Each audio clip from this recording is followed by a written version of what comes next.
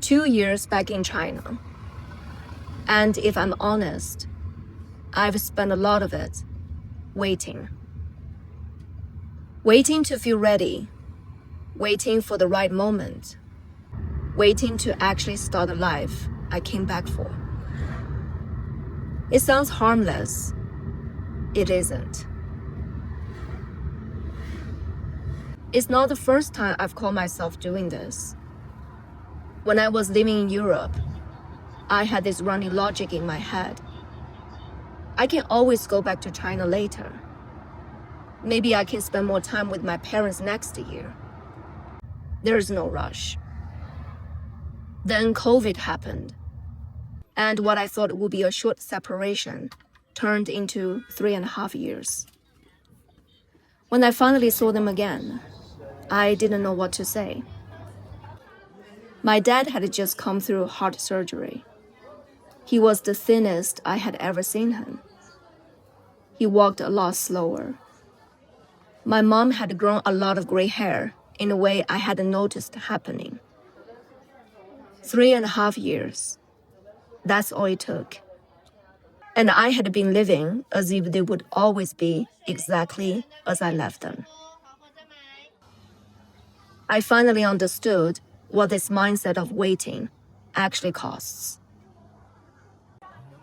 Moving back was the right call. But here's the thing about wake-up calls. The shock fades. Life finds its rhythm again. And somewhere in that rhythm, I slipped back into the same pattern. I keep meaning to get back in shape. But tomorrow, when I feel more motivated, I have ideas I want to build, but I never quite start. And Yunnan, I live here.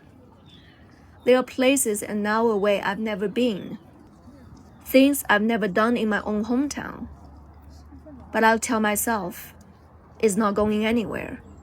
Next summer, I have time. Then the bigger stuff. Waiting until I feel more confident, more ready. Until I have enough money, enough clarity, enough of whatever I think I am missing.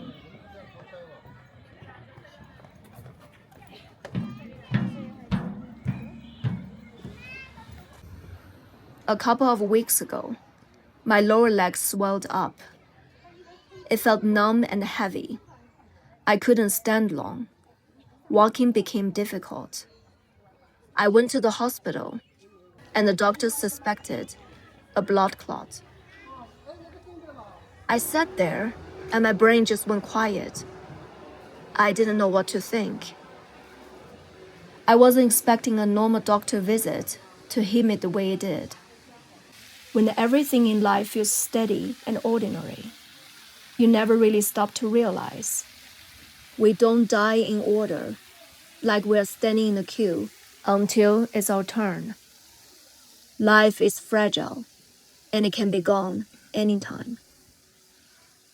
In the days after, waiting for test results, watching my leg get worse, the same questions kept coming back. Have I done the things I've always wanted to do? Am I still telling myself I'm not ready, thinking that the future will be better for it? Still saying yes when I mean no? Still shrinking because I'm scared of what people might think? Am I actually living, or am I just waiting to start?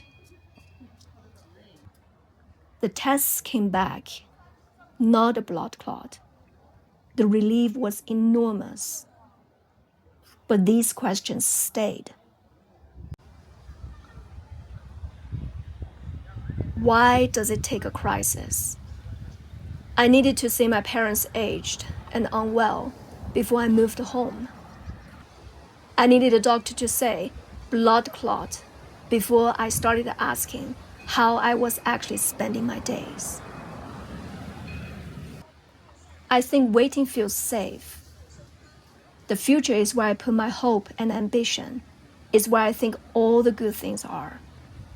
And the present, just keeps being the present. Ordinary, easy to push off, easy to underappreciate.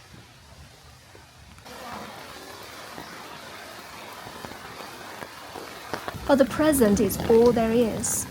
It's the only place anything actually happens. I've made enough grand promises to myself to know they don't hold. So I just want to try to make today count, to notice when I'm drifting and come back. That's it.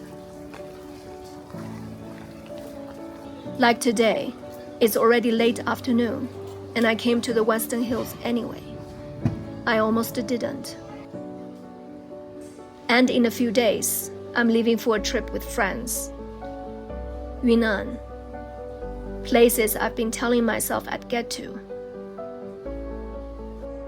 The leg scare made me more aware of this mindset that eats away my life. I don't want to waste it by going back to how things were. No longer waiting around for the right time.